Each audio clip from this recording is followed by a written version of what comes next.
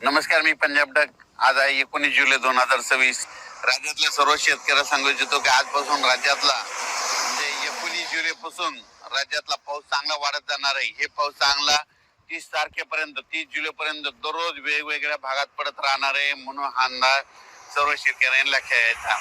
सांगायचं झालं तर राज्यात काही भागामध्ये जास्त पाऊस पडणार आहे. तर तुम्हाला सांगू इच्छितो 19 जुलै ते 26 जुलैच्या दरम्यान नागपूर, भंडारा, गोंदिया, अमरावती या पट्ट्यामध्ये काय होणार आहे, एक लो प्रेशर चक्रीवादळ जात असल्यामुळं त्या 4 जिल्ह्यामध्ये खूप मुसळधार ते अतिमुसळधार हेवी टू हेवी रेन होणार आहे. चांगला 300 ते 400 मिलीमीटर तिकडे पाऊस पडू शकतो, म्हणून हा अंदाज नागपूर, भंडारा, गोंदिया, अमरावती त्या त्या शेतकऱ्यांनी लक्ष द्यायचा. त्याच्यानंतर परत राज्यामध्ये आणखी एका ठिकाणी पाऊस पडणार आहे, म्हणजे 19 जुलै ते 26 जुलैच्या दरम्यान महाबळेश्वरकडे जवळपास ना हेवी टू हेवी म्हणजे खूप मोठा पाऊस होणार आहे. 400 ते 500 मिलीमीटर पाऊस त्या ठिकाणी होऊ शकतो. तर त्या ठिकाणी पाऊस झाल्याच्या नंतर कोयना जे धरण आहे ते मात्र भरू शकतंय, म्हणून हे अंदाज लक्षात घ्यायचा. कारण की महाबळेश्वरवर पाऊस पडणार आहे, त्याच्यामुळे त्याचं पाणी कोयनाकडे जाते, म्हणून ते कोयना धरण भरू शकतंय, म्हणून हे देखील अंदाज लक्षात घ्यायचा.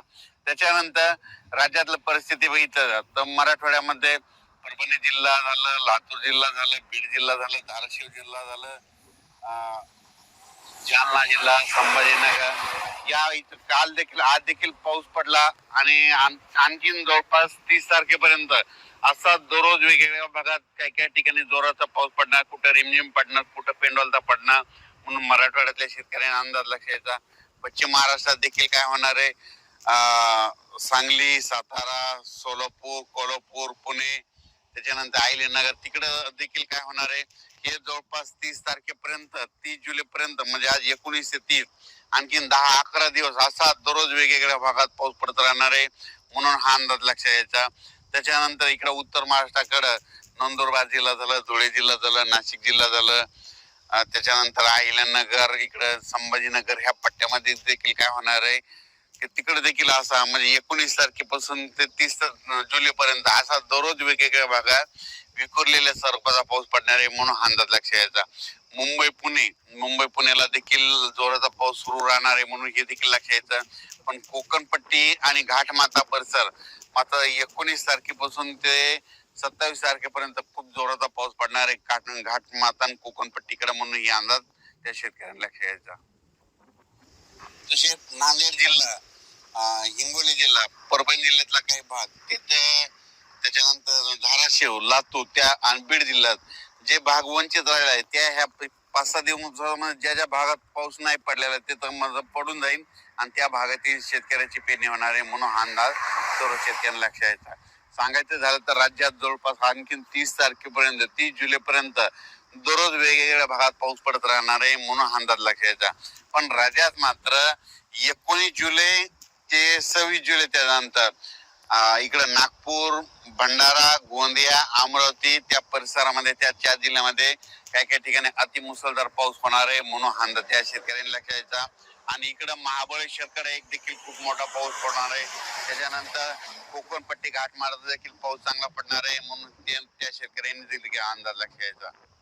तसेच जळगाव, धुळे, नंदुरबार आणि नाशिक तिकडे देखील आज 19 तारखेपासून 26 तारखेच्या दरम्यान दररोज वेगवेगळ्या भागात पाऊस पडणार आहे आणि त्या शेतकऱ्यांच्या पिकाला जीवदान ठरणार आहे, म्हणून हा अंदाज सर्व शेतकऱ्यांना लक्षात यायचा.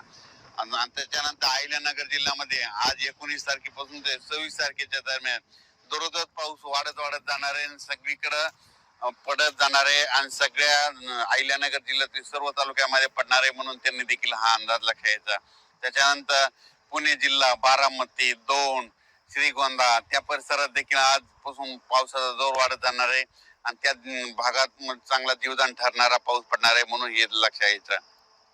त्याच्यानंतर आतापर्यंत काही काही भागात अद्यापही पाऊस पडलेला नाही, तर त्या भागात ह्या 19 ते 30 जुलैच्या दरम्यान पडून जाईन आणि त्यांच्या देखील पेरण्या होतील. त्याच्यानंतर कर्नाटककडे देखील पाऊस पडणार आहे, तेलंगणाकडे देखील पडणार आहे आणि सगळ्यात महत्वाचं इकडं मध्य प्रदेश इकडे बैतूल, खांडवा, इंदोर त्या परिसरात जास्त पाऊस पडत असल्यामुळे काय होणार आहे, म्हणजे मध्य प्रदेशच्या लगतचे जिल्हे मग कोणता जिल्हा, अमरावती जिल्हा, अकोला जिल्हा, इकडे अचलपूर, त्याच्यानंतर जळगाव, जामोद, रावे, त्याच्यानंतर इकडं धुळे, नंदुरबार या परिसरामध्ये काय होणार आहे 1926 दरम्यान चांगला तिकडे देखील पाऊस पडणार आहे. त्या सीमा लगत चांगला पाऊस पडणार आहे म्हणून हा अंदाज त्यांनी लक्षात. अचानक वातावरण बदल झाला तर परत एक मेसेज दिला जाईल. धन्यवाद.